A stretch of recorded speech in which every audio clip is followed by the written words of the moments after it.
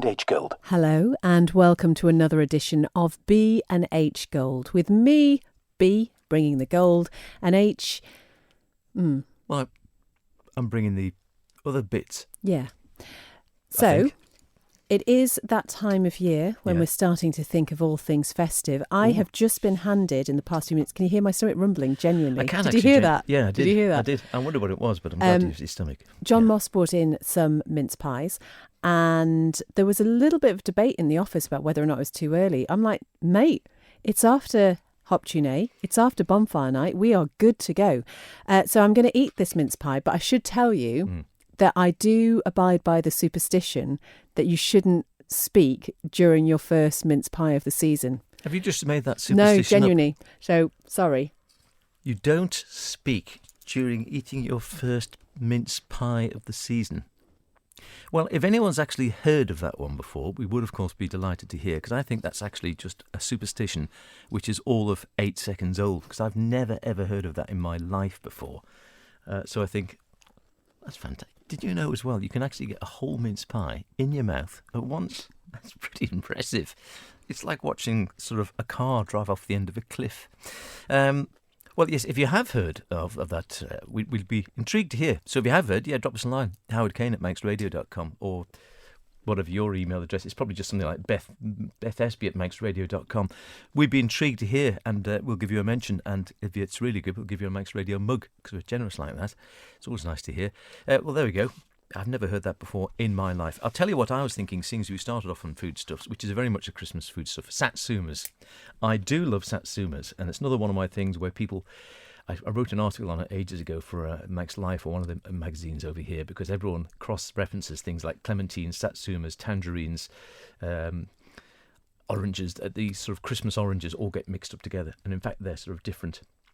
And so I am a satsuma man, which are very different to clementines, which are different again to tangerines, which are different again to mandarin oranges. So I'm just saying that. Right, that's just stuffing effect. Can you hear that munching? Just munch by the mic there. It's like one of those slow moments on Radio 4 when you hear cows eating grass, isn't it? Do it again, it's quite good, that.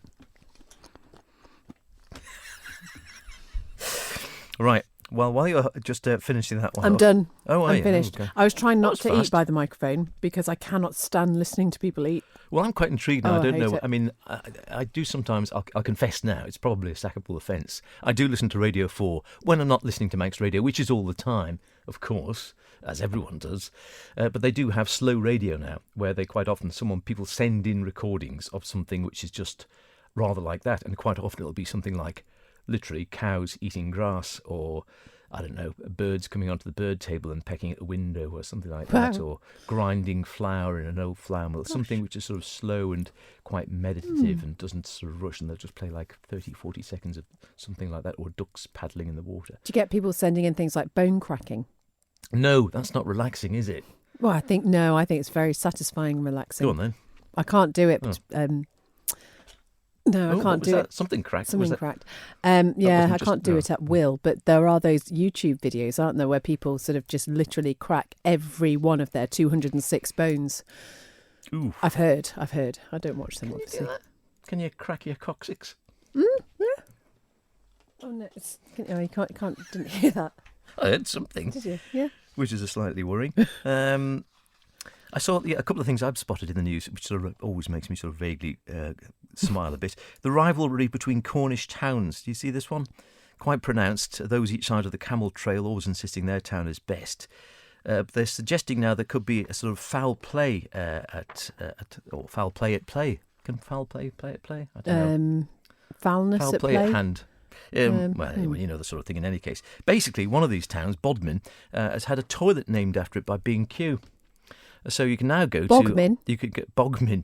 Well, no, you can now go apparently to B&Q online. Other hardware stores are available, clearly, and buy a Bodmin close-coupled toilet with standard close seat.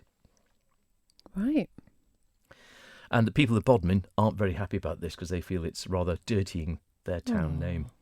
It also raises the whole question. There's 16,500 people in Bodmin, apparently the seventh biggest town in Cornwall, and it's historically important. B&Q say the open back close coupled toilet from Plumshure's Bodmin range comes with a standard close seat and white seat and has a dual flush. But then there's people reviewing toilets. Right. And the Bodmin gets 3.8 with someone saying... Is that out of 5? Yeah. Toilet is pretty average.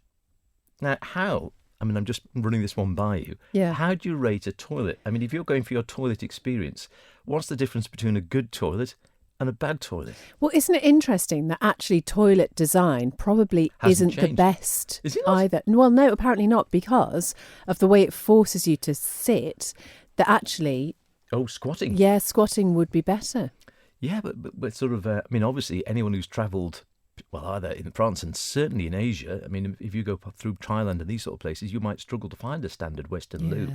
And most of the women I know sort of go, oh, no, it's a squatter, and don't like it at all. I wouldn't like it at all. But I think you're right. Anatomically and all the rest of it, I'm told that that is far and away the best way to relieve yourself. Interesting. You're not a squatter then? No, not a happy squatter? Would you walk miles to go and find a standard bog? A standard bog. Don't call it a standard bog. Yeah, I don't know. I'd struggle, I think. It depends. If you've got to go, you've got to go. I'm That's much true. less fussy now, I have to say, since having children. So You just go before I anywhere. had, Garden, before I had road. kids, I was Gutter. really, really funny about going into public loos, and if there was anybody there, I couldn't go for a wee if I thought anybody could hear me. So there was one time I went to York, and I love York, I was only there for the day. It took me over 2.5 hours to find a loo without somebody in I it. thought it took you 2.5 hours to have a wee. You just going for a wee. All the family How standing out there ridiculous, saying, though. where's Mum? She's still in the loo. Yeah. Well, she's been there It for was- 2 hours. I know. She It hasn't was started yet. pre-children. All right. Now I just don't care. But yeah, it's funny, isn't it? I wonder, why don't we have soundproof toilet booths? Money, I imagine, because you look at most toilet booths, it's just like a piece of, they're just cubicles, aren't they, with a little bit of chipboard or something in Yeah. between to protect your modesty, and that's I it. always just feel so bad, if you're in a loo and you're just like washing your hands and somebody else is in there and clearly, I know what you mean. you know what I mean? Yeah. And I just feel so awful for When you're people in that sitting there and situation. Oh, No. just like, oh, bless you. I'll tell you where you need to go and live. Go on. Japan. I've heard the toilets there are amazing. Do Japanese they wash toilets. themselves or something? The They do. toilets, They do all sorts. And that yes, I went a few years ago, and I'm hoping to go back. It was really, really loved it. And I'd heard about the toilets, and it was true. First loo I went in. I thought, oh my lord, I don't know what to do. It was there were so many buttons to press. I thought, which one do I do? So I sort of, I'd used the loo, and then I pressed a button sort of vaguely at random, thinking, what's this? And a little arm shot out the back of the loo and squirted water at me jacksie. little arm. No, but there's two different arms, because I think I got the wrong one, because there's one arm for ladies and another arm for gents. So, and I think I originally got the ladies bit, which comes out a bit further and actually sort of squirted up underneath my necks, rather than sort of, yeah. I bet you were wishing you'd pushed the men's button, weren't you? Hey? Well, I got the hang of it in the end. But then, getting back to your story that you see, then later on, we also had the wonderful Rob Tier with us from Teachers Manx over here, who also speaks fluent Japanese, or very good Japanese, having lived there for 10 years. And he'd actually organised this trip. And so he was our font of knowledge on all things toilet and Japanese. And so I went into one loo, and by the end of the trip, I was really enjoying these toilets, pushing buttons and finding out what they did. Wonderful, and always worked. And then there was this button with a music symbol on it. And I thought, oh, that's nice. You can get some music whilst you're doing your business. So I pressed it, nothing happened. And like everything works in Japan, it seems to me, not like sort of Manchester Airport where nothing works at all. It's like everything works. And so I told Rob afterwards and said, I can't believe it, Rob. I found something in one of these toilets that doesn't work. One of the buttons didn't work. I pushed this music button. He said, yes, I know what it is. He says, what that is, in fact, it's a modesty button, as you said. So when you do it in your cubicle, if there's 2 or 3 cubicles together, it doesn't play music in your cubicle. It plays cubicle in the cubicle next door. It plays music, so that if you're, like you said, you're a bit worried of making a little bit more noise than you are anticipating, all the person next wonderful. door's here is a bit of, David Bowie or Beethoven. Isn't that a great idea? Yeah. There you are. So that's where you need to go. Or Yeah. you could try and, Okay. try and campaign. Any more loo-based stories, do get in touch. I feel like we've exhausted the loo-based chat, surely. But I'm anyway, liking that. Well, I'll stay on the toilet. We'll stay on the toilet theme then. The Scottish village of Cockbridge said they've got fed up. They're trying to find tamper-proof signs because it keeps getting nicked all the time. And the local authorities, it's all very well people stealing them, but they never come back, and it's costing us a lot of money. And I do rather like at the end of this article, it says, speaking of funny names, last year a motorbike riding fundraiser went on a tour of Britain's naughtiest street and place names in memory of a friend who died of cancer. He started off in Shitterton, travelled to Twat, taking in Butthole Lane and Cockburn's Path. I could just see you doing that. What can I say? And oh yeah, this is another one. It made me vaguely think of me. This one, a man formerly described as the world's dirtiest has died shortly after taking a shower. Oh, I heard about this. Did you hear this one? Yeah, was it on the news? It was. Yeah, Amu Haji reportedly gave up washing 67 years ago, convinced it could bring him bad luck and even kill him.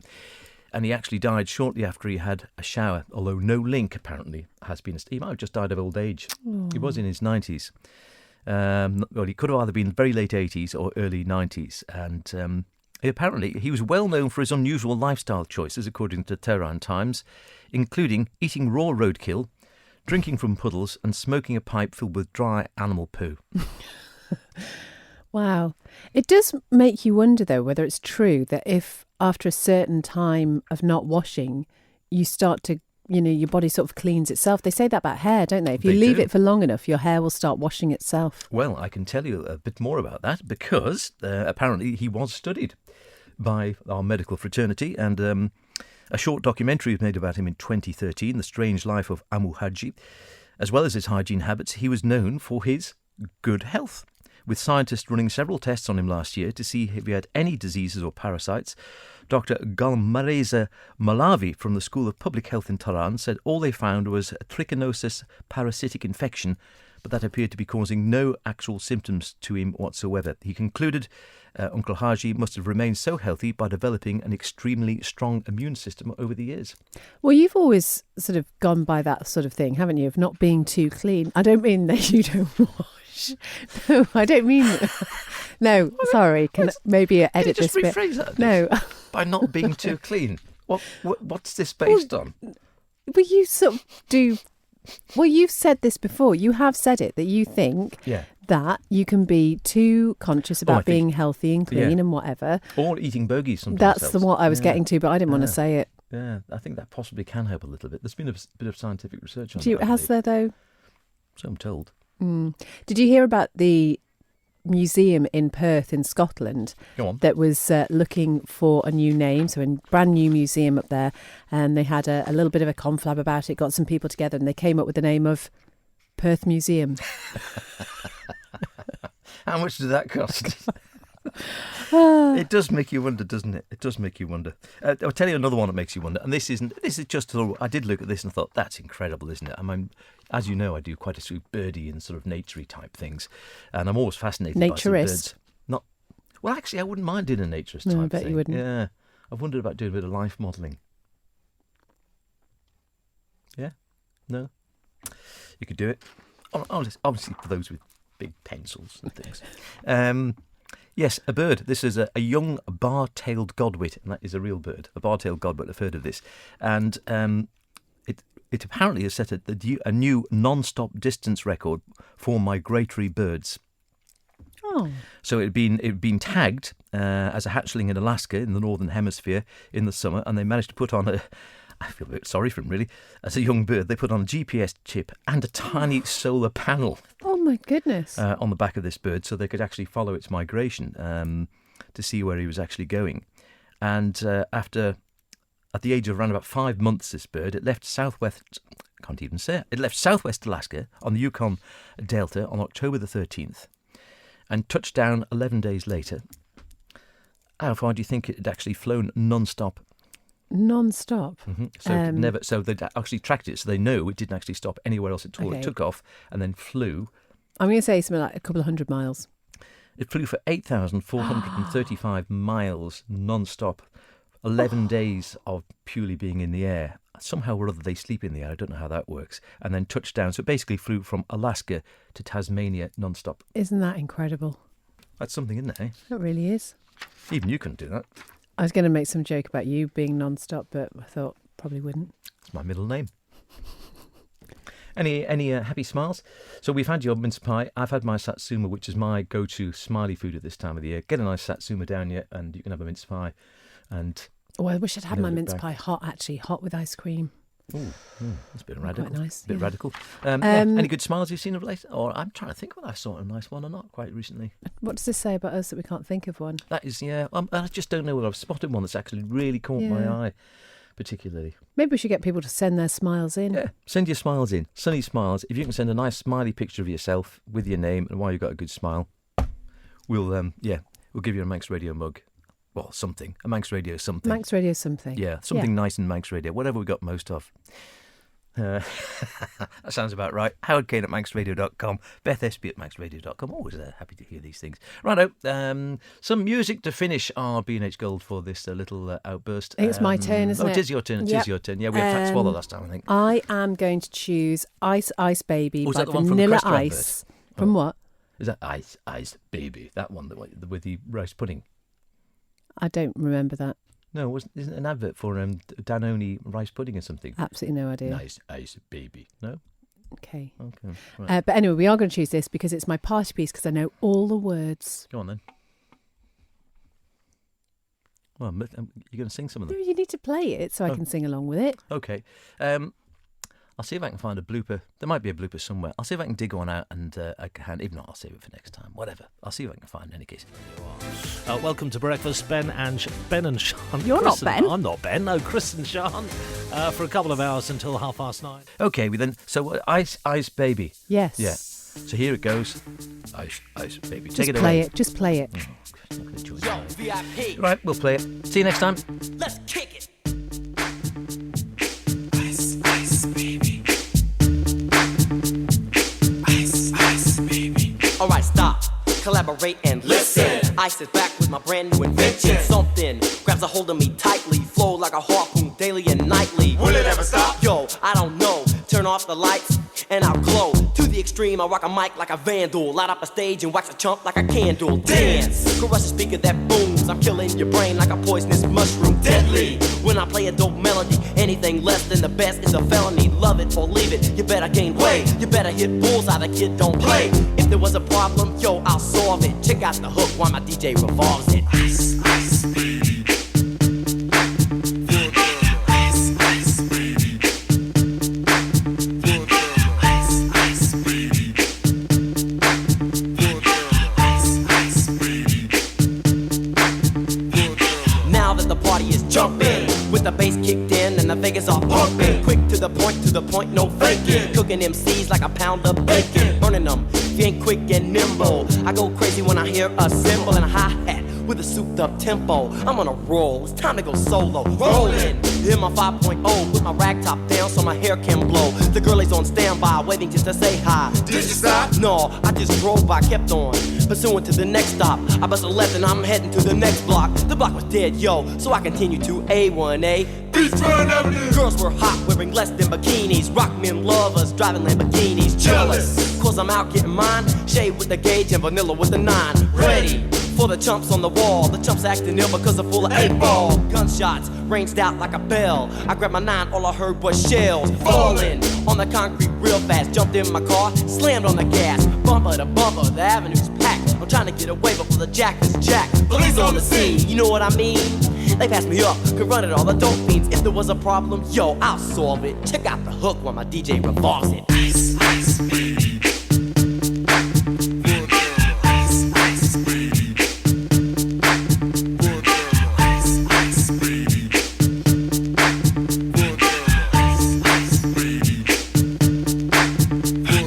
Take heed, cause I'm a lyrical poet. Miami's on the scene, just in case you didn't know it. My town, that created all the bass sound. Enough to shake and kick holes in the ground, cause my style's like a chemical spill. Feasible rhymes you can vision and feel.